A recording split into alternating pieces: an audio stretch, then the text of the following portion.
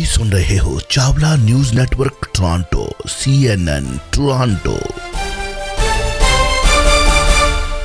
ਨਿਕਿਤਾ ਸਾਹਿਬ welcome ਜੀ, ਇਹਨੂੰ ਸਵਾਗਤ ਹੈ। ਸਤਿ ਸ੍ਰੀ ਅਕਾਲ।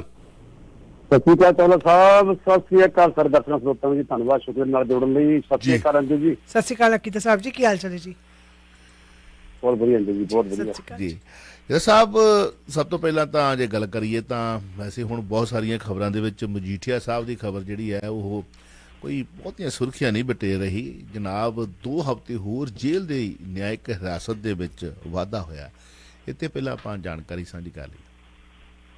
ਅਸਲ 'ਚ ਚਾਵਲਾ ਸਾਹਿਬ ਅੱਜ ਕੱਲ੍ਹ ਨਾ ਮਜੀਠੀਆ ਸਾਹਿਬ ਦੀ ਜਿਹੜੀ ਉਹ ਹੋ ਰਹੀ ਹੈ ਨਾ ਜੀ, ਆਪਣਾ ਪੇਸ਼ੀ ਹੋ ਰਹੀ ਆ ਹਰ 15 ਦਿਨਾਂ ਬਾਅਦ, ਉਹ ਵੀਡੀਓ ਕਾਨਫਰੰਸਿੰਗ ਨਾਲ ਹੀ ਹੋ ਰਹੀ ਆ। ਅਸਲ 'ਚ ਮਜੀਠੀਆ ਸਾਹਿਬ ਨੇ ਕੀ ਕੀਤਾ ਸੀਗਾ, ਇਹ ਇੱਕ ਦਿੱਤੀ ਸੀਗੀ ਆਪਣੀ ਉੱਥੇ ਅਦਾਲਤ ਵਿੱਚ ਸ਼ਿਕਾਇਤ ਪੱਤਰ ਕਿ ਮੇਰੀ ਜਾਨ ਨੂੰ ਖਤਰਾ ਹੈਗਾ, ਤੇ ਇਹ ਕਾਫੀ ਵੱਡਾ ਹੋ ਗਿਆ ਸੀਗਾ। ਉਹਨੂੰ ਜੇਲ੍ਹ ਜਿਹੜਾ ਸਟੂਡੈਂਟ ਸੀਗਾ ਉਹਨੂੰ ਜਾ ਕੇ ਆਪਣਾ ਪੱਖ ਰੱਖਣਾ ਪਿਆ।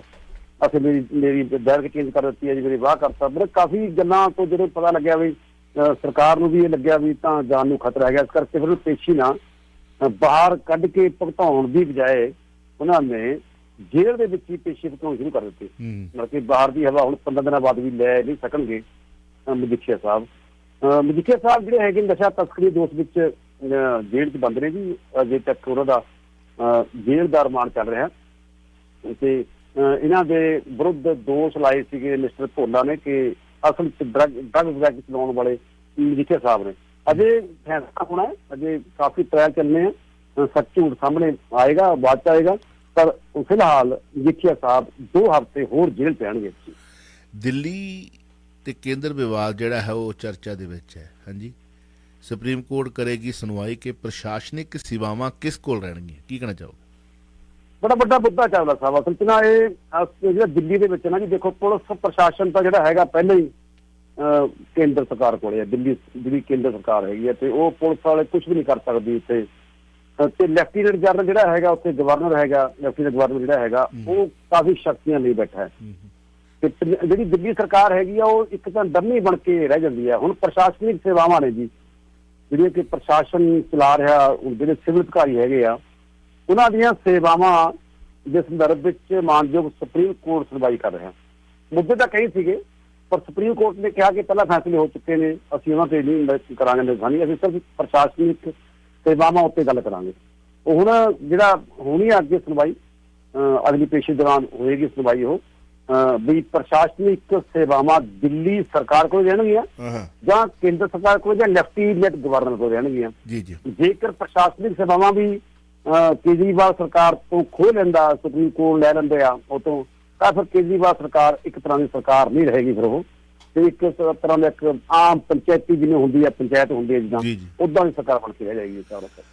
ਪੰਥਕ ਜਥੇਬੰਦੀਆਂ ਦੀ ਮੀਟਿੰਗ, ਜਥੇਦਾਰ ਸ੍ਰੀ ਅਕਾਲ ਤਖਤ ਸਾਹਿਬ ਨੇ ਕਿਹਾ ਕਿ ਸਿੱਖਾਂ ਨੂੰ ਮਾਨਸਿਕ ਤੇ ਸਰੀਰਕ ਤੌਰ ਤੇ ਗੁਲਾਮ ਬਣਾਉਣ ਦਾ ਯਤਨ, ਪਟਿਆਲਾ ਹਿੰਸਾ ਦੀ ਮੌਜੂਦਾ ਜੱਜ ਜਾਂਚ ਕਰਨ, ਬੜੀ ਦੇਰ ਕਰਤੀ ਮਿਹਰਬਾਨ ਆਤੇ ਕੀ ਕਹਿਣਾ? 40 ਦੇ ਕਰੀਬ ਜਥੇਬੰਦੀਆਂ ਇਕੱਠੀਆਂ ਕਰਨ 'ਚ ਕਾਮਯਾਬ ਹੋਇਆ ਚਾਵਲਾ ਸਾਹਿਬ ਕੱਲ ਜਥੇਦਾਰ ਸਾਹਿਬ। ਤੇ 40 ਜਥੇਬੰਦੀਆਂ ਸੀਗੀਆਂ। ਗੱਲ ਵੱਖ ਹੈ ਕਿ ਜਥੇਬੰਦੀਆਂ ਕਿਹੜੀਆਂ ਸੀਗੀਆਂ, ਪਰ 40 ਦਾ ਅੰਕੜਾ ਸਾਹਮਣੇ ਆਇਆ ਤੇ ਉਹਨਾਂ ਜਥੇਬੰਦੀਆਂ ਦੇ ਵੱਖੋ ਵੱਖਰੇ ਆਗੂਆਂ ਨੇ ਆਪਣੇ ਵਿਚਾਰ ਪੇਸ਼ ਕੀਤੇ ਆ। ਸਿੱਖ ਪੰਥ ਨੂੰ ਦਰਪੇਸ਼ ਚੁਣੌਤੀਆਂ ਦੀ ਗੱਲ ਕੀਤੀ ਆ। ਤੇ ਜਿੱਦਾਂ ਕਿ ਪਟਿਆਲਾ ਹਿੱਸਾ ਹੋਈ ਹੈ, ਉੱਥੇ ਇਹ ਗੱਲ ਬੜੇ ਵੱਡੇ ਪੱਧਰ ਤੇ ਵਿਚਾਰੀ ਗਈ ਹੈ ਕਿ ਬਲਜਿੰਦਰ ਸਿੰਘ ਪਰਵਾਨਾ ਜਿਹੜੇ ਹੈਗੇ ਆ ਉਹ ਤਾਂ ਪਹਿਲਾਂ ਹੀ ਕਹਿ ਰਹੇ ਸੀਗੇ ਕਿ ਜੇਕਰ ਉਹ ਖਾਲਿਸਤਾਨ ਵਿਰੁੱਧ ਕੰਮ ਕਰੇਗਾ ਤਾਂ ਮੈਂ ਪ੍ਰਦਰਸ਼ਨ ਕਰਾਂਗਾ ਲਾਜ਼ਮੀ। ਇਹ ਪੁਲਿਸ ਦੀ ਨਲਾਇਕੀ ਆ ਕਿ ਪੁਲਿਸ ਨੇ ਜਿਹੜਾ ਹੈਗਾ ਉਹ ਰੋਕਿਆ ਨਹੀਂ ਉਹਨੂੰ, ਤੇ ਬਾਅਦ ਵਿੱਚ ਉਸ ਦੇ ਖਿਲਾਫ ਹੀ ਝੂਠਾ ਕੇਸ ਦਰਜ ਕਰਤਾ। ਇਹ ਸੰਦਰਭ ਦੇ ਵਿੱਚ ਜਿਹੜਾ ਪਟਿਆਲਾ ਹਿੱਸਾ ਹੋਈ ਆ ਉਸ ਮਾਮਲੇ ਵਿੱਚ ਹਾਈ ਕੋਰਟ ਦਾ ਮੌਜੂਦਾ ਜੱਜ ਜਾਂਚ ਕਰੇ ਤਾਂ ਕਿ ਸਪਸ਼ਟ ਹੋ ਸਕੇ ਵੀ ਅਸਲ ਵਿੱਚ ਗਲਤੀ ਕਿੱਥੇ ਆ ਜੀ। ਤੇ ਜਥੇਦਾਰ ਅਕਾਲ ਤਖਤ ਸਾਹਿਬ ਨੇ ਇਹ ਗੱਲ ਕੀਤੀ ਆ, ਅਸੀਂ ਦੇਖ ਰਹੇ ਹਾਂ ਅੱਜ ਕੱਲ ਸਿੱਖਾਂ ਨੂੰ ਮਾਨਸਿਕ ਤੇ ਸਰੀਰਕ ਤੌਰ ਤੇ ਗੁਲਾਮ ਬਣਾਉਣ ਦੀ ਕੋਸ਼ਿਸ਼ ਕੀਤੀ ਜਾ ਰਹੀ ਹੈ। ਪਹਿਲਾਂ ਸਾਡੀਆਂ ਜ਼ਮੀਨਾਂ ਲੈਣ ਦੀ ਗੱਲ ਕੀਤੀ ਗਈ ਹੈ, ਹੁਣ ਸਾਡੀਆਂ ਜ਼ਮੀਨਾਂ ਲੈਣ ਦੀ ਗੱਲ ਕੀਤੀ ਜਾ ਰਹੀ ਹੈ। ਤੇ ਉਹਨਾਂ ਨੇ ਇਹ ਕਾਫੀ ਗੱਲ ਚੱਕੀ ਹੈ। ਵੈਸੇ ਤਾਂ ਜਥੇਦਾਰ ਅਕਾਲ ਤਖਤ ਸਾਹਿਬ ਜੇਕਰ ਇਹੋ ਜਿਹੀ ਮੀਟਿੰਗਾਂ ਨਾ ਜੀ ਜਦੋਂ ਬਾਦਲ ਰਾਜ ਹੁੰਦਾ ਸੀਗਾ ਉਦੋਂ ਵੀ ਕਰ ਲੈਂਦੇ, ਪਰ ਮੇਰੇ ਖਿਆਲ 'ਚ ਦਿਨ ਨਾ ਦੇਖਣੇ ਪੈਂਦੇ, ਜਿਹੜੇ ਅੱਜ ਦੇਖਣੇ ਪੈ ਰਹੇ ਨੇ, ਬੜਾ ਔਖਾ ਹੁੰਦਾ ਸੀ। ਤੁਸੀਂ ਬਹੁਤ ਸਭ ਇੱਕ ਨਿੱਕੀ ਜਿਹੀ ਗੱਲ ਦੇ ਵਿੱਚ ਸਮੁੰਦਰ ਨੂੰ ਕੁਝ ਬੰਦ ਕਰਕੇ ਰੱਖ ਦਿੱਤਾ ਹੈ ਕਿ ਤੁਹਾਡੇ ਰਾਜ ਵੇਲੇ ਕਿ ਸਿੱਖ ਜਿਹੜੇ ਸਨ ਪੰਥਕ ਸਰਕਾਰ ਦੇ ਰਾਜ ਵੇਲੇ ਕਿ ਸਿੱਖ ਜਿਹੜੇ ਸਨ ਉਹ ਰੁਲਦੇ ਨਹੀਂ ਸਨ? ਕੀ ਉਹ ਗੋਲੀਆਂ ਦਾ ਨਿਸ਼ਾਨਾ ਨਹੀਂ ਬਣੇ? ਕੀ ਉਹਨਾਂ ਦੀਆਂ ਪੱਗਾਂ ਨਹੀਂ ਉਛਲੀਆਂ? ਕੀ ਉਹਨਾਂ ਦੀ ਗਿੱਦੜ-ਕੁੱਟ ਨਹੀਂ ਹੋਈ? ਕੀ ਉਹਨਾਂ ਨੂੰ ਇਨਸਾਫ ਮਿਲਿਆ? ਤੁਹਾਡਾ ਜਦੋਂ ਪੰਥਕ ਸਰਕਾਰ ਰਾਜ ਕਰਦੀ ਸੀ, ਅੱਜ ਉਹਨਾਂ ਕੋਲ 3 ਸੀਟਾਂ ਨੇ, ਤਾਂ ਅੱਜ ਉਹਨਾਂ ਨੂੰ ਬੰਦੀ ਸਿੰਘ ਯਾਦ ਆ ਗਏ। ਕਦੇ ਆਪਣੇ ਰਾਜ ਸਮੇਂ ਕੁਰਸੀ ਤੇ ਬਿਰਾਜਮਾਨ ਹੋਣ ਸਮੇਂ ਤੁਹਾਨੂੰ ਇਹ ਖਤਰਨਾਕ ਖਾੜਕੂ ਆਤੰਕਵਾਦੀ ਨਜ਼ਰ ਆਉਂਦੇ ਸਨ, ਅੱਜ ਤੁਹਾਨੂੰ ਇਹ ਖਾੜਕੂ ਸਿੰਘ ਨਜ਼ਰ ਆਉਣ ਲੱਗ ਪਏ ਨੇ। ਇਹਨਾਂ ਦੀ ਰਿਹਾਈ ਦੀ ਗੱਲ ਚੁੱਕਦੇ ਹੋ ਤੁਸੀਂ। ਵੈਸੇ ਚਲੋ ਇਹਦੇ ਬਾਰੇ ਆਪਾਂ ਹੁਣ ਕਹਿਣਾ ਤਾਂ ਕੀ ਆ, ਬਹੁਤ ਕੁਝ ਬੋਲ ਚੁੱਕੇ ਆ। ਸਮਝਦਾਰ ਹੈ ਦੁਨੀਆ। ਪੰਜਾਬ ਬਜਟ ਹਰਪਾਲ ਚੀਮਾ ਪੁੱਜੇ ਲੁਧਿਆਣਾ, 1 ਲੱਖ ਤੋਂ ਵੱਧ ਸੁਝਾਅ ਆਏ ਨੇ ਔਰ ਇਹ ਗੱਲ ਉੱਠ ਰਹੀ ਹੈ ਕਿ ਜਿਹੜੀਆਂ ਜੌਬਸ ਦਿੱਤੀਆਂ ਜਾ ਰਹੀਆਂ ਨੇ ਉਹ ਪੰਜਾਬ ਦੇ ਲੋਕਾਂ ਨੂੰ ਘੱਟ ਤੇ ਬਾਹਰਲੇ ਲੋਕਾਂ ਨੂੰ ਗੱਫੇ ਜਿਹੜੇ ਨੇ ਉਹ ਜ਼ਿਆਦਾ ਵੰਡੇ ਜਾ ਰਹੇ ਨੇ ਫਰਮਾਇਸ਼ਾਂ ਦੇ ਆਧਾਰ ਦੇ ਉੱਤੇ। ਇਹਦੀ ਵੀ ਕਿਤੇ ਖੋਜ ਕਰਨ ਦੀ ਲੋੜ ਹੈ। ਇਹ ਉੱਠ ਰਹੀ ਹੈ ਘੁਸਰ ਮੁਸਰ ਕਿ ਪੰਜਾਬੀਆਂ ਨੂੰ ਜਿਹੜੀਆਂ ਜੌਬਸ ਨੇ ਉਹ ਘੱਟ ਮਿਲ ਰਹੀਆਂ ਨੇ ਤੇ ਬਾਹਰਲਿਆਂ ਨੂੰ ਜ਼ਿਆਦਾ ਮਿਲ ਰਹੀਆਂ ਨੇ। ਕਿਤੇ ਸੱਚਾਈ ਹੈ ਚਵਲਾ ਸਾਹਿਬ ਜੀ, ਤੌਖਲਾ ਪਰਨ ਕਰ ਰਹੇ ਲੋਕ ਵੀ, ਸ਼ਾਇਦ ਪੰਜਾਬੀਆਂ ਨੂੰ ਤੌਖਲਾ ਨਹੀਂ, ਕਈ ਤੇ ਰਿਪੋਰਟਾਂ ਫੜੀ ਫਿਰਦੇ ਨੇ ਹੱਥਾਂ ਵਿੱਚ, ਚੈਲੰਜ ਵੀ ਕਰ ਰਹੇ ਨੇ।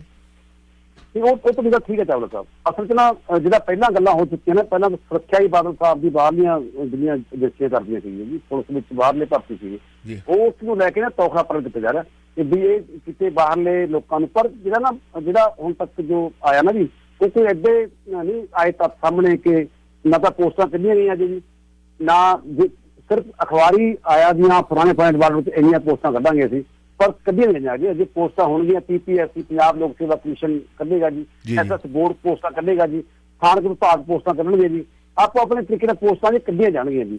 ਉਹ ਪੋਸਟਾਂ ਕੱਢਣ ਤੋਂ ਬਾਅਦ ਪਤਾ ਲੱਗਿਆ ਜੀ ਕਿੱਥੋਂ ਕਿਹੜਾ ਰਿਜ਼ਰਵ ਕਰਦਾ ਉਮੀਦਵਾਰ, ਬਿਲਕੁਲ, ਤੇ ਉਹ ਕੌਣ ਉੱਥੇ ਆਉਂਦੇ ਆ ਜੀ। ਤੇ ਅਜੇ ਤੱਕ ਇਹ ਤੈਅ ਨਹੀਂ ਹੋ ਸਕਿਆ ਵੀ ਕਿਹੜੀਆਂ ਪੋਸਟਾਂ ਕਿੰਨੇ ਵਿਭਾਗ ਨੇ ਕਿੰਨੇ ਕੱਢੀਆਂ, ਕਿਉਂਕਿ ਪੰਜਾਬ ਲੋਕ ਸੇਵਾ ਕਮਿਸ਼ਨ ਦੀਆਂ ਜਿਹੜੀਆਂ A ਕਲਾਸ B ਕਲਾਸ ਦੀਆਂ ਜਿਹੜੀਆਂ ਹੁੰਦੀਆਂ ਨੇ, ਉਹ ਪੰਜਾਬ ਲੋਕ ਸੇਵਾ ਕਮਿਸ਼ਨ ਕਰਦਾ ਹੁੰਦਾ ਜੀ ਭਰਤੀ। SS ਬੋਰਡ ਜਿਹੜਾ ਹੈਗਾ ਉਹ B ਤੋਂ C ਕਲਾਸ ਦੀ ਕਰਦਾ ਹੁੰਦਾ ਜੀ ਭਰਤੀ। ਤੇ ਬਾਅਦ ਚ ਕੁਝ ਵਿਭਾਗੀ ਹੈਗੇ ਆ, ਜਿਵੇਂ ਕਿ ਪੁਲਿਸ ਡਿਪਾਰਟਮੈਂਟ ਹੈ ਜੀ, ਜਿਵੇਂ ਕਿ ਉਹਨਾਂ ਦੀ ਭਰਤੀ ਸਿਪਾਹੀਆਂ ਦੀ ਹੋਣੀ ਹੈ ਜੀ, ਸਿਪਾਹੀਆਂ ਦੀ ASI ਤੱਕ ਦੀ ਭਰਤੀ ਹੁੰਦੀ ਹੈ ਜੀ, ਉਹ ਹੌਲਦਾਰ ਤੱਕ ਦੀ, ਉਹ ਪੁਲਿਸ ਵਿਭਾਗ ਆਪਣੇ ਤਰੀਕੇ ਨਾਲ ਭਰਤੀ ਕਰਦਾ ਜੀ। ਇਸ ਕਰਕੇ ਅਜੇ ਪੂਰਾ ਸਪਸ਼ਟ ਨਹੀਂ ਆਪਾਂ ਕਹਿ ਸਕਦੇ। ਲੋਕ ਤੌਖਲਾ ਪਰਨ ਕਰਨੇ, ਕਿਤੇ ਏਦਾਂ ਨਾ ਹੋਵੇ ਕਿ ਪੰਜਾਬ ਨੂੰ ਛੱਡ ਕੇ ਤੁਸੀਂ ਬਾਹਰਲੇ ਸੂਬਿਆਂ ਨੂੰ ਹੀ ਨੌਕਰੀਆਂ ਦੇ ਦੇਵੋ। ਤੌਖਲਾ ਸਹੀ ਆ, ਕਿਉਂਕਿ ਪਹਿਲਾਂ ਏਦਾਂ ਹੁੰਦਾ ਰਿਹਾ ਜੀ। ਔਰ ਪੰਜਾਬ ਬਜਟ ਚਰਚਾ 'ਚ ਹੈ। ਹਰਪਾਲ ਚੀਮਾ ਲੁਧਿਆਣਾ ਪੁੱਜੇ ਨੇ, 1 ਲੱਖ ਤੋਂ ਵੱਧ ਸੁਝਾਅ ਪਹੁੰਚਣ ਦੀ ਖਬਰ। ਸਨਅਤਕਾਰਾਂ ਦੀ ਮੀਟਿੰਗ ਕੱਲ ਕੀਤੀ ਆ ਹਰਪਾਲ ਚੀਮਾ ਨੇ। ਉਹਨਾਂ ਨੇ ਸਨਅਤ ਦੇ ਸੰਬੰਧ ਵਿੱਚ ਸੁਝਾਅ ਲਏ ਨੇ ਚਵਲਾ ਸਾਹਿਬ ਕਿ ਸਨਅਤ ਨੂੰ ਕਿੱਦਾਂ ਉੱਪਰ ਚੁੱਕਿਆ ਜਾਵੇ। ਸਨਅਤ ਬੁਰੀ ਤਰ੍ਹਾਂ ਡਿੱਗ ਚੁੱਕੀ ਹੈ ਪੰਜਾਬ ਦੀ। ਸਨਅਤਕਾਰ ਪੰਜਾਬ ਨੂੰ ਛੱਡ ਕੇ ਇੰਡਸਟਰੀਆਂ ਲੈ ਕੇ ਆਪਣੀਆਂ ਬਾਹਰਲੇ ਸੂਬਿਆਂ 'ਚ ਪਹੁੰਚ ਚੁੱਕੇ ਆ। ਕਈ ਬੰਦੇ ਬੱਦੀ 'ਚ ਪਹੁੰਚ ਚੁੱਕੇ ਆ, ਕਈ ਹਿਮਾਚਲ 'ਚ, ਕਈ ਕਿਤੇ ਜਿੱਥੇ ਵਧੀਆ ਗੱਲ ਮਿਲਦੀ ਆ ਉੱਥੇ ਸਨਅਤਕਾਰ ਜਾਂਦੇ ਆ। ਤੇ ਇੱਥੇ ਜਿਹੜੀ ਹੈਗੀ ਆ ਉਹ ਪੰਜਾਬ ਦੇ ਵਿੱਚ ਬੁਰਾ ਹਾਲ ਹੈਗਾ ਜੀ। ਮੰਡੀ ਗੋਬਿੰਦਗੜ੍ਹ ਦੇ ਵਿੱਚ ਵੀ ਕੱਲ ਗਏ ਨੇ। ਮੰਡੀ ਗੋਬਿੰਦਗੜ੍ਹ ਲੋਹੇ ਦੀ ਮਤਲਬ ਕਿ ਐਂ ਕਰੋ ਤੁਸੀਂ ਉੱਤਰੀ ਭਾਰਤ ਦੀ ਸਭ ਤੋਂ ਵੱਡੀ ਮੰਡੀ ਲੋਹੇ ਦੀ ਮੰਡੀ ਗੋਬਿੰਦਗੜ੍ਹ ਹੈ ਜੀ। ਤੇ ਉਹ ਉੱਥੇ ਵੀ ਗਏ ਪੁੱਜੇ ਨੇ ਵੀ ਕਿੱਦਾਂ ਆਪਾਂ ਚਲਾਈਏ ਇਸਨੂੰ। ਤੇ ਉਹਨਾਂ ਨੇ ਇੱਕ ਪੋਰਟਲ ਜਾਰੀ ਕੀਤਾ ਸੀਗਾ ਜੀ, ਜਿਹੜਾ ਨਾ ਉਹ ਆਪਣਾ ਸੁਝਾਅ ਵਾਸਤੇ। ਚੀਮਾ ਸਾਹਿਬ ਨੇ ਕੱਲ ਆਖੀ ਗੱਲ ਵੀ 1 ਲੱਖ ਤੋਂ ਵੱਧ ਸੁਝਾਅ ਸਾਡੇ ਕੋਲੇ ਆ ਗਏ ਆ। 10 ਮਈ ਤੱਕ ਸੁਝਾਅ ਮੰਗ ਰਹੇ ਹਾਂ ਅਸੀਂ, ਤੇ ਜਿੰਨੇ ਵੀ ਸੁਝਾਅ ਵੱਖੋ ਵੱਖਰੇ ਤਰੀਕੇ ਦੇਣਾ ਕੋਈ ਦੇ ਸਕਦਾ ਸਾਨੂੰ।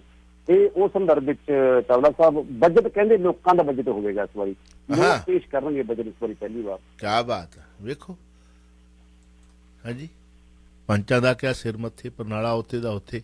ਇਹ ਕਿਹਾ ਤੇ ਜਾ ਰਿਹਾ ਕਿ ਤੁਸੀਂ ਚਲਾਓਗੇ ਸਰਕਾਰ, ਪਰ ਸਰਕਾਰ ਤੇ ਹੋਰ ਹੀ ਚਲਾ ਰਿਹਾ ਕੋਈ। ਪੰਜਾਬ ਦੇ ਹਰ ਇੱਕ ਮੰਤਰੀ ਦੇ ਨਾਲ ਦਿੱਲੀ ਤੋਂ ਆਇਆ ਹੋਇਆ ਜਿਹੜਾ ਕੀ ਕਹਿ ਲਈਏ ਕਿ ਉੱਥੇ ਕਾਫਲਾ ਬੈਠਾ ਹੋਇਆ। ਹਰ ਮੰਤਰੀ ਜਿਹੜਾ ਤੁਹਾਡਾ ਦਿੱਲੀ ਦਾ, ਉਹਦੇ ਆਲੇ ਦੁਆਲੇ ਬੈਠਾ ਹੋਇਆ, ਦਿੱਲੀ ਦੇ ਨੁਮਾਇੰਦੇ ਬੈਠੇ ਹੋਏ ਨੇ। ਤੁਹਾਡੇ ਹਰ ਜਿਹੜਾ ਮੰਤਰੀ ਪਦ ਜਿਹਨੂੰ ਮਿਲਿਆ ਹੋਇਆ, ਕੀ ਆਜ਼ਾਦ ਨੇ ਉਹ? ਕਿਤੇ ਵੇਖ ਕੇ ਜਦੋਂ ਕਿਤੇ ਉਹ ਫੈਸਲਾ ਲੈਂਦੇ ਨਾਲ ਦਿੱਲੀ ਦੇ ਨੁਮਾਇੰਦੇ ਬੈਠੇ ਹੋਏ ਨੇ। ਸਰਕਾਰ ਤੇ ਦਿੱਲੀ ਤੋਂ ਚੱਲਦੀ ਪਈ ਤੁਹਾਡੀ। ਆਮ ਲੋਕ ਕਿਵੇਂ ਬਜਟ ਬਣਾ ਦੇਣਗੇ ਤੁਹਾਡਾ? ਚਲੋ, ਰੁਦਰ ਸਿੰਘ ਮਾਨਸਾ ਨੇ ਕਿਹਾ ਕਿ ਕੋਲੇ ਦੀਆਂ ਵਧੀਆ ਕੀਮਤਾਂ ਲਈ ਜਿਹੜੀਆਂ ਵੱਧ ਕੀਮਤਾਂ ਹੋਈਆਂ ਨੇ, ਰੇਟ ਵਧਿਆ, ਕੇਂਦਰ ਜ਼ਿੰਮੇਵਾਰ ਹੈ। ਅਜਿਹੇ ਹਾਲਤਾਂ ਤੇ ਜਾਂਚ ਕਰਵਾਏ ਮਾਨ ਸਰਕਾਰ। ਕੀ ਕਹਿਣਾ ਚਾਹੋਗੇ? ਹਾਂ, ਚਵਲਾ ਸਾਹਿਬ ਅਸਲ 'ਚ ਨਾ ਪਿਛਲੇ ਦਿਨਾਂ ਦੌਰਾਨ ਜਿਹੜਾ ਬਿਜਲੀ ਦਾ ਸੰਕਟ ਹੋਇਆ, ਇਸ ਤਾਂ ਸਾਰੇ ਬਿਜਲੀ ਜਿਹੜੇ ਪਲਾਂਟ ਹੈਗੇ ਨੇ ਚਲਾਉਣ ਦਾ ਆਰਡਰ ਕਰ ਦਿੱਤਾ ਸਰਕਾਰ ਨੇ। ਪੰਜਾਬ ਦੇ ਵਿੱਚ ਕਿ ਭਾਰਤ ਵਿੱਚ ਕੇਂਦਰ ਸਰਕਾਰ ਨੇ ਆਰਡਰ ਕੀਤਾ, ਵੈਸੇ ਪੰਜਾਬ ਸਰਕਾਰ ਨੇ ਉਹਨਾਂ ਨੇ ਕਿਹਾ ਕਿ ਵਿਦੇਸ਼ੀ ਕੋਲਾ ਭਾਵੇਂ ਮਹਿੰਗਾ ਹੁੰਦਾ, ਭਾਵੇਂ ਵਿਦੇਸ਼ੀ ਕੋਲਾ ਲਓ, ਜਿੱਥੋਂ ਮਰਜ਼ੀ ਲਓ, ਸਾਰੇ ਪਲਾਂਟ ਚਲਾਉਣੇ ਚਾਹੀਦੇ ਆ। ਤੇ ਨਹੀਂ ਤਾਂ ਬਹੁਤ ਅਸਲ 'ਚ ਪੂਰੇ ਭਾਰਤ ਵਿੱਚ ਸੰਕਟ ਬਿਜਲੀ ਦਾ ਆਇਆ ਜੀ, ਮਤਲਬ ਇਕੱਲੇ ਪੰਜਾਬ 'ਚ ਨਹੀਂ, ਪੂਰੇ ਭਾਰਤ 'ਚ ਆਇਆ ਇਹ ਸੰਕਟ। ਤੇ ਉਹਨਾਂ ਨੇ ਜਿਹੜੀਆਂ ਕੀਮਤਾਂ ਵਧੀਆਂ ਨੇ ਕੋਲੇ ਦੀਆਂ, ਉਸ ਸੰਦਰਭ ਦੇ ਵਿੱਚ ਰੂਲਦੂ ਸਿੰਘ ਮਾਨਸਾ ਵੈਸੇ ਕਿਸਾਨ ਆਗੂ ਹੈ, ਫੱਕਰ ਬੰਦਾ ਹੈਗਾ, ਤੇ ਉੱਦਾਂ ਦੀ ਗੱਲ ਕਰਦਾ। ਤੇ ਉਹ ਕਹਿੰਦਾ ਵੀ ਕੇਂਦਰ ਸਰਕਾਰ ਜ਼ਿੰਮੇਵਾਰੀ ਹੁਣ ਦਿੱਤਾ ਲੌਜਿਕ ਕਿ ਕੇਂਦਰ ਸਰਕਾਰ ਹਰ ਪੱਖ 'ਚ ਮਹਿੰਗਾਈ ਕਰਕੇ ਜਿਹੜਾ ਕਿ ਸਾਡੇ ਤੇ ਆਤੰਕ ਫੈਲਾ ਰਹੀ ਆ, ਉਸ ਸੰਦਰਭ ਵਿੱਚ ਕੋਲਾ ਵੀ ਆਉਂਦਾ।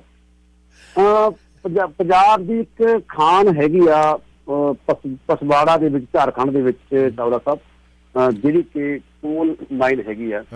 ਤੇ ਕੋਲ ਮਾਈਨ ਦੇ ਪੰਜਾਬ ਅਸਲ ਹੋਇਆ ਕੀ ਸੀ, ਪਿਛਲੇ ਸਾਲਾਂ ਦੇ ਵਿੱਚ ਉਹਦਾ ਫੈਸਲਾ ਹੋ ਗਿਆ ਸੀ ਕਿ ਉਹ ਕੋਲ ਮਾਈਨ ਜਿਹੜੀ ਸੀਗੀ ਪੰਜਾਬ ਤੋਂ ਲੈ ਲਈ ਸੀਗੀ, ਮਤਲਬ ਕਿ ਕਿਸੇ ਨੂੰ ਦਿੱਤੀ ਸੀਗੀ। ਤੇ ਉਸ ਸੰਦਰਭ ਵਿੱਚ ਮੁੜ ਕੇ ਫਿਰ ਫੈਸਲਾ ਆ ਗਿਆ 18-19 ਦੇ ਵਿੱਚ ਕਿ ਕੋਲ ਮਾਈਨ ਤੁਸੀਂ ਵਰਤ ਸਕਦੇ ਹੋ, ਪਰ ਪੰਜਾਬ ਸਰਕਾਰ ਨੇ ਉਹ ਕੋਲ ਮਾਈਨ ਵਰਤੀ ਨਹੀਂ ਹੈਗੀ। ਤੇ ਉਹ ਕੋਲ ਮਾਈਨ ਜਿਹੜੀ ਹੈਗੀ ਆ ਉਹ ਇੰਝ ਕਹਿ ਲਓ ਤੁਸੀਂ ਵੀ ਬੜਾ ਸਸਤਾ ਕੋਲਾ ਉੱਥੇ ਮਿਲਦਾ, ਕਿ ਵਧੀਆ ਕੁਆਲਿਟੀ ਦਾ ਕੋਲਾ, ਬੜਾ ਸਸਤਾ ਕੋਲਾ ਮਿਲਦਾ। ਪਤਾ ਨਹੀਂ ਪੰਜਾਬ ਸ਼ੁਰੂ ਹੋ ਚੁੱਕੇ, ਪੰਜਾਬ ਸਰਕਾਰ ਉੱਥੇ ਕਿਉਂ ਨਹੀਂ ਗਈ ਹੈਗੀ। ਹੁਣ ਜਦੋਂ ਉੱਥੇ ਕੋਲ ਮਾਈਨ ਦੀ ਲੋੜ ਪੈ ਗਈ ਕੋਲੇ ਦੀ, ਹੁਣ ਉੱਥੇ ਸਾਡੇ ਬਲਦੇਵ ਸਿੰਘ ਸਰਾਮ ਵੀ ਪਹੁੰਚ ਗਏ ਨੇ, ਚੇਅਰਮੈਨ ਸਾਹਿਬ ਸਾਡੇ CMD ਪਾਵਰਕੌਮ ਦੇ, ਤੇ ਉੱਥੇ ਹੁਣ ਹੋਰ ਵੀ ਪਹੁੰਚ ਚੁੱਕੇ ਨੇ।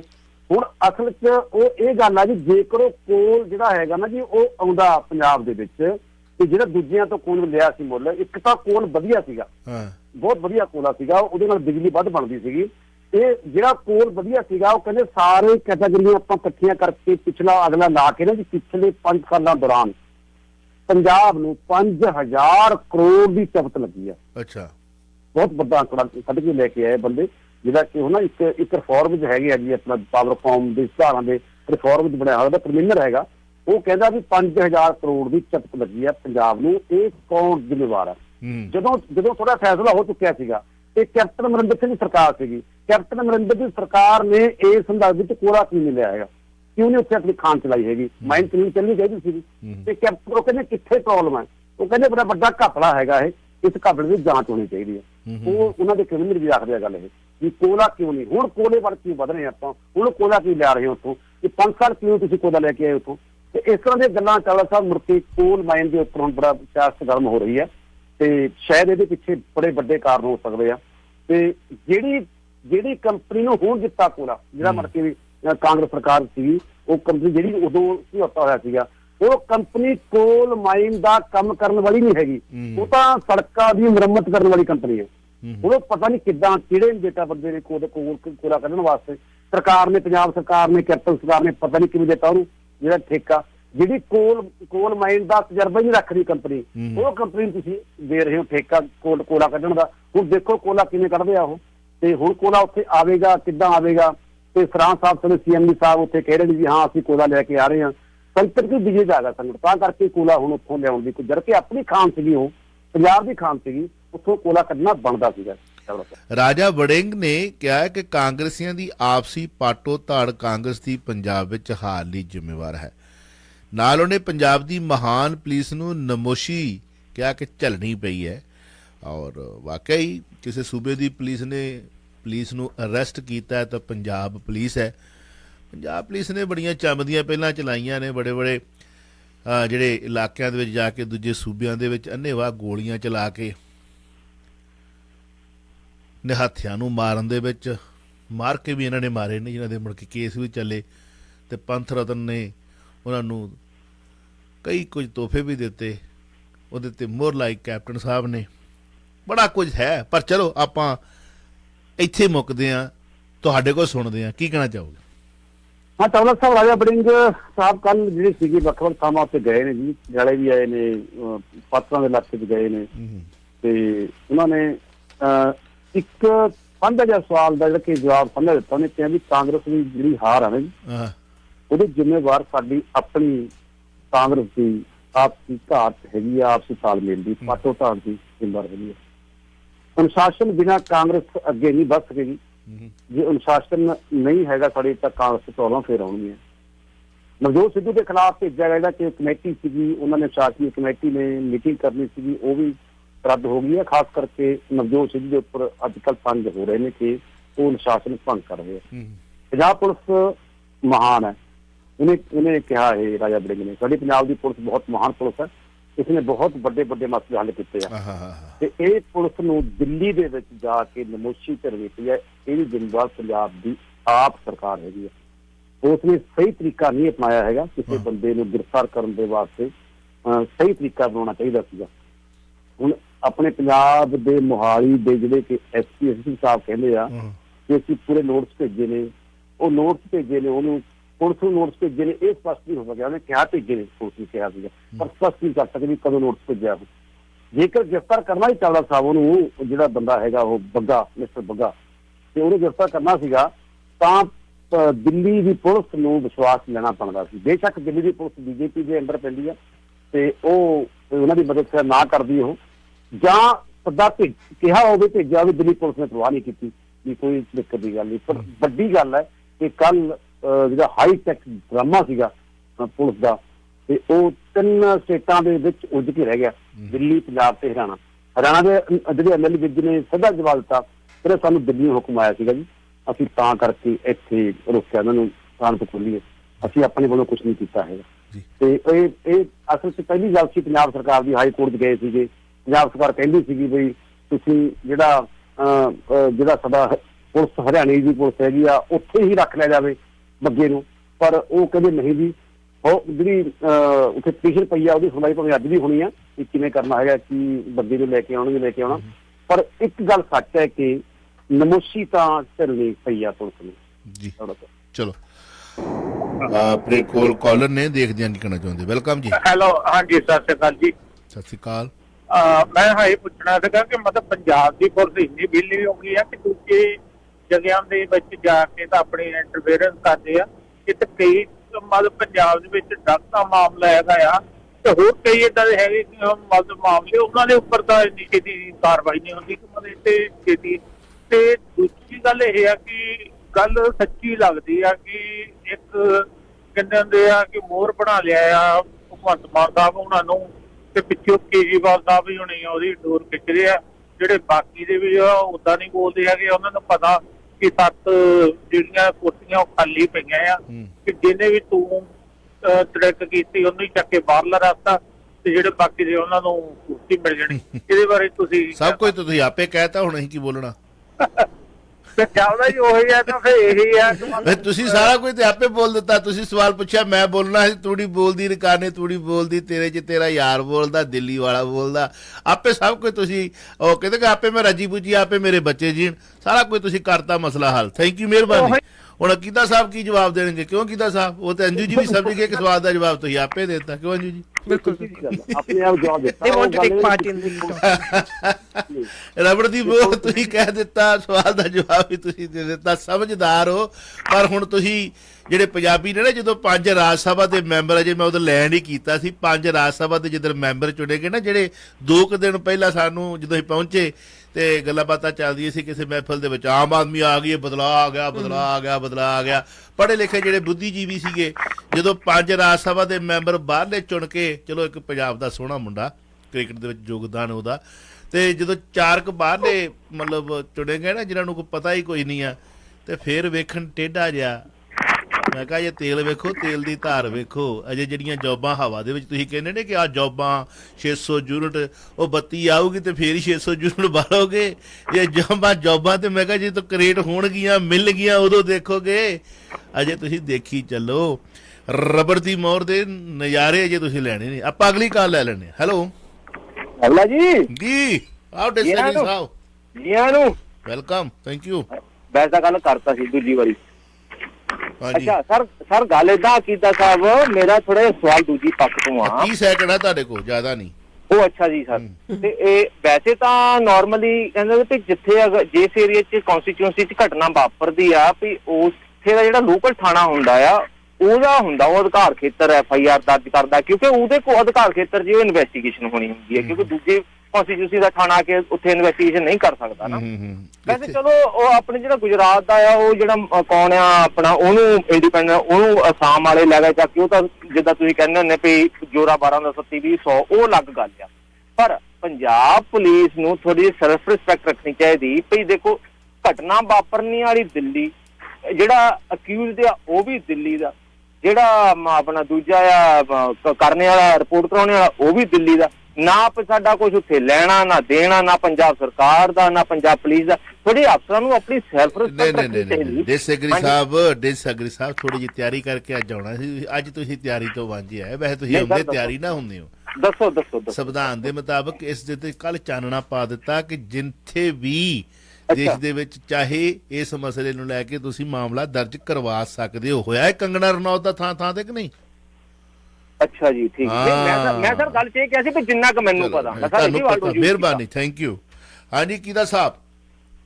ਠੀਕ ਹੈ, ਇਹਨਾਂ ਦੀ ਗੱਲ ਨਾ ਅਸਲ ਵਿੱਚ ਨਾ ਇੱਕ ਪਹਿਲੇ ਕਾਲਰ ਨੇ ਗੱਲ ਆਖੀ ਸੀ ਕਿ ਪੰਜਾਬ ਪੁਲਿਸ ਦਿੱਲੀ ਹੋ ਗਈ, ਉੱਥੇ ਫਿਰਦੀ ਹੈ। ਨਹੀਂ, ਪੰਜਾਬ ਪੁਲਿਸ ਨਹੀਂ, ਕ੍ਰਾਈਮ ਹੋਇਆ ਤੇ ਕ੍ਰਾਈਮ ਇਹ ਕੋਈ ਥੋੜਾ ਕੋਈ ਸਾਧ ਸੰਤਾ ਦੇ ਬੰਦਾ, ਇਹ ਕ੍ਰਿਮੀਨਲ ਬੰਦਾ ਹੈਗਾ, ਕ੍ਰਿਮੀਨਲ ਮੈਨ ਦਾ ਬੰਦਾ ਹੈ। ਇਸ ਲਈ ਜਿੰਨੇ ਥੱਪੜ ਮਾਰੇ ਲੋਕਾਂ ਜਿਨ੍ਹਾਂ ਨੇ ਗਲਤੀਆਂ ਕੀਤੀਆਂ ਨੇ ਪਿਛਲੀਆਂ, ਕੀ ਸ਼ੈਲਟਰ ਦੇ ਰਹੇ ਬੀਜੇਪੀ ਨੂੰ ਦੇ ਰਹੀ ਹੈ। ਬਿਲਕੁਲ ਸ਼ੈਲਟਰ ਉਹਦੇ ਵਿੱਚ ਵੇਖੋ ਗੱਲ ਇਹ ਆ ਕਿ ਪਾਰਟੀਆਂ ਦੇ ਵਿੱਚ ਜੇ ਤੁਸੀਂ ਪਾਰਟੀਆਂ ਦੇ ਵਿੱਚ ਜਿਹੜੇ ਸ਼ੈਲਟਰ ਵਾਲੇ ਬੰਦੇ ਨੇ, ਆਮ ਆਦਮੀ ਪਾਰਟੀ ਦੇ ਵਿੱਚ ਜਿਹੜੇ ਐਮਐਲਏ ਬਣੇ ਨੇ ਉਹਨਾਂ ਦਾ ਤੁਸੀਂ ਰੈਕਡ ਕੱਢ ਕੇ ਵੇਖ ਲਓ। ਕਈਆਂ ਦੇ ਰੈਕਡ ਜਿਹੜੇ ਨੇ ਸਿਰੇ ਤੋਂ ਖਰਾਬ ਨੇ, ਪਰ ਫਿਰ ਵੀ ਉਹ ਮੱਲਾ ਮਾਰ ਗਏ ਨੇ, ਪੈਰ ਥੱਲੇ ਬਟੇਰਾ ਆ ਗਿਆ। ਚਲੋ ਆਪਾਂ ਅੰਤਰਰਾਸ਼ਟਰੀ ਖਬਰ ਇੱਕ ਸਾਂਝੀ ਕਰਕੇ ਫਿਰ ਵਿਦਾ ਲੈਨੇ ਤੁਹਾਡੇ ਕੋਲੋਂ। 47 ਲੱਖ ਮੌਤਾਂ ਦਾ ਮਾਮਲਾ ਜਿਹੜਾ ਭਾਰਤ ਦੇ ਵਿੱਚ ਕੋਵਿਡ-19 ਦਾ ਹੈ ਉਹ ਕਾਫੀ ਇਸ ਵਕਤ ਉਛਲਿਆ ਹੋਇਆ ਹੈ। ਹਾਂਜੀ, ਭਾਰਤ ਦੇ ਸਿਹਤ ਸੰਮੇਲਨ ਵਿੱਚ ਵਿਸ਼ਵ ਸਿਹਤ ਸੰਸਥਾ ਖਿਲਾਫ ਮਤਾ ਪਾਸ ਹੋਇਆ। ਮਨਸੂਖ ਮਾਂਡਵੀਆ ਨੂੰ ਆਲਮੀ ਪੱਧਰ ਤੇ ਮੁੱਦਾ ਚੁੱਕਣ ਲਈ ਕਿਹਾ ਗਿਆ ਹੈ। ਵਿਰੋਧੀਆਂ ਨੇ ਭਾਜਪਾ ਸਰਕਾਰ ਘੇਰੀ ਹੈ। ਮੌਤਾਂ ਹੋਈਆਂ ਨੇ, ਇਹ ਕਹਿੰਦੇ 4.7, ਇੱਥੇ 47 ਲੱਖ ਕਹਿ ਰਹੇ ਨੇ। ਰਾਹੁਲ ਨੇ ਕਿਹਾ ਹੈ ਕਿ ਵਿਗਿਆਨ ਝੂਠ ਨਹੀਂ ਬੋਲਦਾ, ਮੋਦੀ ਝੂਠ ਬੋਲਦੇ ਨੇ। ਕੀ ਕਹਿਣਾ ਚਾਹੋਗੇ? ਕੱਲ ਅਸਲ ਜੀ ਤਕਰੀਬਨ 20 ਦੇ ਕਰੀਬ ਸਿਹਤ ਮੰਤਰੀ ਸੂਬੇ ਦੇ ਸੀਗੇ ਤੇ ਵੱਡਾ ਸਿਹਤ ਸੰਮੇਲਨ ਚੱਲ ਰਿਹਾ ਹੈ, ਅੱਜ ਫਿਰ ਚੱਲਣਾ। ਉੱਥੇ ਜਿਹੜੇ ਕਿ ਸਿਹਤ ਮੰਤਰੀ ਕੇਂਦਰੀ ਹੈਗੇ ਆ ਮਨਸੂਖ ਮਾਂਡਵੀਆ ਉੱਥੇ ਪਹੁੰਚੇ ਹੋਏ ਸੀਗੇ ਤੇ ਇਹ 47 ਲੱਖ ਮੌਤਾਂ ਦਾ ਜੋ WHO ਨੂੰ ਜੋ ਵਿਸ਼ਵ ਸਿਹਤ ਸੰਸਥਾ ਹੈਗੀ ਆ ਉਸ ਦੇ ਵੱਲੋਂ ਅੰਕੜਾ ਭੇਜਿਆ ਗਿਆ। ਉਸ ਸੰਦਰਭ ਵਿੱਚ ਉਹਨਾਂ ਨੇ ਕਿਹਾ ਕਿ ਇਹ ਅੰਕੜਾ ਕਿਸੇ ਵੀ ਲੈਵਲ ਤੇ ਕਿਸੇ ਵੀ ਪੱਧਰ ਤੇ ਜਾਇਜ਼ ਤੇ ਸੱਚਾ ਨਹੀਂ ਹੈਗਾ। ਇਸ ਅੰਕੜੇ ਦੇ ਵਿੱਚ ਬੜਾ ਕੁਝ ਝੋਲ ਹੈਗਾ ਤੇ ਇਸ ਸੰਦਰਭ ਵਿੱਚ ਵਿਸ਼ਵ ਜਿਹੜੀ ਸਿਹਤ ਸੰਸਥਾ ਹੈ ਉਹਦੇ ਖਿਲਾਫ ਮਤਾ ਪਾਸ ਕਰ ਦਿੱਤਾ ਗਿਆ ਤੇ ਵਿਸ਼ਵ ਪੱਧਰ ਦੀਆਂ ਜਿਹੜੀਆਂ ਆਲਮੀ ਪੱਧਰ ਦੀਆਂ ਜਿਹੜੀਆਂ ਸਿਹਤ ਸੰਸਥਾਵਾਂ ਨੇ, ਵੱਡੇ ਲੋਕ ਨੇ, ਉਹਨਾਂ ਦੇ ਕੋਲੇ ਮਨਸੂਖ ਮਾਂਡਵੀਆ ਨੂੰ ਇਹ ਬੇਨਤੀ ਕੀਤੀ, ਉਹਨਾਂ ਕੋਲੇ ਮੁੱਦਾ ਚੱਕੋ ਕਿ ਭਾਰਤ ਨੂੰ ਬਦਨਾਮ ਕਰਨ ਦੀ ਕੋਸ਼ਿਸ਼ ਕੀਤੀ ਜਾ ਰਹੀ ਹੈ WHO ਵੱਲੋਂ। ਰਾਹੁਲ ਨੇ ਕਿਹਾ ਕਿ ਜਿਹੜੇ ਵਿਗਿਆਨ ਆ ਨਾ, ਜਿਹੜੇ ਬੰਦੇ ਉੱਪਰ ਬੈਠੇ ਨੇ ਜੀ, ਇਹ ਝੂਠ ਨਹੀਂ ਬੋਲਿਆ ਕਰਦੇ, ਝੂਠ ਮੋਦੀ ਜੀ ਬੋਲਦੇ ਆ। ਕਿਉਂ ਨਹੀਂ ਤੁਸੀਂ ਇਹ ਤੈਅ ਕਰ ਲੈਂਦੇ ਵੀ ਜਿਹੜੇ ਬੰਦੇ ਮਰੇ ਆ ਜੀ ਉਹਨਾਂ ਨੂੰ 4 ਲੱਖ ਰੁਪਇਆ ਪਰ ਬੰਦੇ ਦੀ ਮੌਤ ਤੇ ਤੁਸੀਂ ਦਿਓ ਘਰਦਿਆਂ ਨੂੰ, ਤਾਂ ਕਿ ਉਹਨਾਂ ਦਾ ਜੀਵਨ ਬਸ ਠੀਕ ਹੋ ਸਕੇ। ਤੁਸੀਂ ਨਹੀਂ ਦੇਣਾ।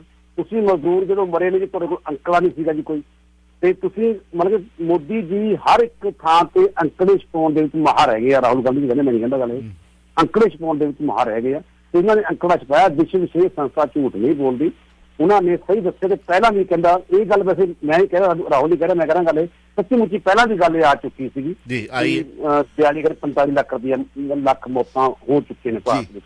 ਔਰ ਜਿਵੇਂ ਨਦੀਆਂ ਦੇ ਕਿਨਾਰੇ ਜਿਹੜੀਆਂ ਲਾਸ਼ਾਂ ਉਛਲੀਆਂ ਨੇ ਉਹ 4-5 ਲੱਖ ਨਹੀਂ, ਉਹ ਵੱਧ ਹੋ ਸਕਦੀਆਂ ਨੇ। ਅੰਕੜਾ 47 ਲੱਖ ਤੋਂ ਘੱਟ ਵੀ ਹੋ ਸਕਦਾ। ਮੋਦੀ ਜੀ ਵੱਲੋਂ ਵਿਦੇਸ਼ੀ ਵਸਤਾਂ ਦੀ ਗੁਲਾਮੀ ਛੱਡਣ ਦਾ ਸੱਦਾ ਦਿੱਤਾ ਹੈ ਤੇ ਜੇ ਭਾਰਤੀ ਫੌਜ ਦੇ ਕੋਲੋਂ ਹਥਿਆਰ ਵੇਖ ਲਈਏ, ਆ ਪਿੱਛੇ ਜੇ ਸਾਡੇ ਰਾਜਨਾਥ ਸਿੰਘ ਜੀ ਇੱਕ ਬੜਾ ਵੱਡਾ ਜਹਾਜ਼ ਲੈ ਕੇ ਗਏ ਸੀ, ਐਂਟੀ ਮੇਰੇ ਖਿਆਲ ਤੇ ਬਹੁਤ ਤਕੜੀਆਂ ਜਿਹੜੀਆਂ ਤੋਪਾਂ ਤਾਪਾਂ ਜੀਆਂ, ਉਹਦਾ ਕਿਵੇਂ ਉੱਥੇ ਮਤਲਬ ਪੂਜਨ ਕੀਤਾ ਗਿਆ। ਵਿਦੇਸ਼ੀ ਵਸਤਾਂ ਦੇ ਵਿੱਚ ਕਿਹੜੀਆਂ ਵਸਤਾਂ ਨੇ ਜਿਹਦੀ ਗੁਲਾਮੀ ਛੱਡਣ ਦਾ ਸੱਦਾ ਦੇ ਰਹੇ ਨੇ ਨਰਿੰਦਰ ਮੋਦੀ ਸਾਹਿਬ? ਸਾਰਾ ਕੁਛ ਤਾਂ ਆਪਾਂ ਵਿਦੇਸ਼ੀ ਵਰਤੀ ਜਾਂਦੇ ਹਾਂ ਜੀ। ਅਸੀਂ ਸਾਡੇ ਜਹਾਜ਼ ਵਿਦੇਸ਼ੀ ਵਰਤ ਰਹੇ ਹਾਂ ਜੀ, ਅਸੀਂ ਸਾਡੇ ਮੋਬਾਈਲ ਵਿਦੇਸ਼ੀ ਵਰਤ ਰਹੇ ਹਾਂ। ਜਿਹੜਾ ਮੋਬਾਈਲ ਮੋਦੀ ਜੀ ਦੇ ਪੀਏ ਕੋਲੇ ਹੋਏਗਾ, ਮੋਦੀ ਜੀ ਦਾ, ਉਹ ਵੀ ਮੇਰੇ ਖਿਆਲ 'ਚ ਵਿਦੇਸ਼ੀ ਹੋਏਗਾ। ਇਹ ਹਰ ਚੀਜ਼ ਦਾ ਵਿਦੇਸ਼ੀ ਆ ਜੀ। ਵਿਦੇਸ਼ੀ ਵਸਤਾਂ ਨੂੰ ਅਸੀਂ ਕਿਵੇਂ ਛੱਡ ਸਕਦੇ ਹਾਂ ਜੀ? ਬਾਕੀ ਮੈਂ ਤਾਂ ਕਿਹਾ ਵੀ ਜਿਹੜੀ ਸਾਡੀ ਭਾਰਤੀ ਫੌਜ ਹੈ ਉਹਦੇ ਕੋਲ ਲਗਭਗ ਜਿਹੜਾ ਜੇ AK-47 ਦੀ ਗੱਲ ਕਰ ਲਓ, ਤੁਸੀਂ ਮਾਰੂ ਹਥਿਆਰਾਂ ਦੀ ਗੱਲ ਕਰ ਲਓ, ਹਾਂਜੀ, ਸਾਰੇ ਵਿਦੇਸ਼ੀ ਜਹਾਜ਼ਾਂ ਦੀ ਮਾਰੂ ਦੀ ਗੱਲ ਕਰ ਲਓ, ਅਸੀਂ ਬੜੇ ਫਖਰ ਨਾਲ ਕਹਿੰਦੇ ਹਾਂ ਕਿ ਅਸੀਂ ਅਮਰੀਕਾ ਦੇ ਕੋਲੋਂ, ਰੂਸ ਦੇ ਕੋਲੋਂ, ਰਸ਼ੀਆ ਦੇ ਕੋਲੋਂ ਆਹ ਹਥਿਆਰ ਖਰੀਦ ਲਿਆ। ਹਾਂ, ਸਾਰਾ ਕੁਝ ਆਪਣਾ ਇਹ ਤਾਂ ਵੈਸੇ ਮੋਦੀ ਜੀ ਨੇ ਕਹਿਤਾ ਵੀ ਸ਼ਾਇਦ ਕੱਪੜੇ ਕੁੱਪੜੇ ਕਿਹਾ ਉਹਨਾਂ ਨੇ, ਕੱਪੜੇ ਕੁੱਪੜੇ ਜਾਂ ਆਪਣੇ ਵਰਤ ਕੱਪੜੇ ਠੀਕ, ਤੇ ਉਹ ਕਹਿੰਦੇ ਵੀ ਜਿਹੜਾ ਵੋਕਲ ਫਾਰ ਲੋਕਲ ਤੇ ਏਦਾਂ ਦਾ ਉਹਨੇ ਨਾਰਾ ਦਿੱਤਾ ਹੈਗਾ ਮੋਦੀ ਜੀ ਨੇ। ਚਲੋ ਸਾਡੇ ਪ੍ਰਧਾਨ ਮੰਤਰੀ ਆ ਜੀ, ਨਾਰਾ ਦੇਣਾ ਚਾਹੀਦਾ ਮੋਦੀ ਜੀ ਨੂੰ। ਤੇ ਵਧੀਆ ਗੱਲ ਹੈ ਕਿ ਪਹਿਲਾਂ ਤਾੜੀਆਂ ਵਜਾ ਕੇ ਕਰੋਨਾ ਭਜਾਉਣ ਦੀ ਕੋਸ਼ਿਸ਼ ਤਾਂ ਆਪਾਂ ਕਰੇ ਚੁੱਕੇ ਨਾ ਜੀ। ਤੇ ਹੁਣ ਅਸੀਂ ਵਿਦੇਸ਼ੀ ਵਸਤਾਂ ਦੀ ਗੁਲਾਮੀ ਛੱਡਣ ਵਾਸਤੇ ਹੋਕਾ ਦੇ ਹੀ ਸਕਦੇ ਹਾਂ। ਕੀ ਦਿੱਕਤ ਹੈ?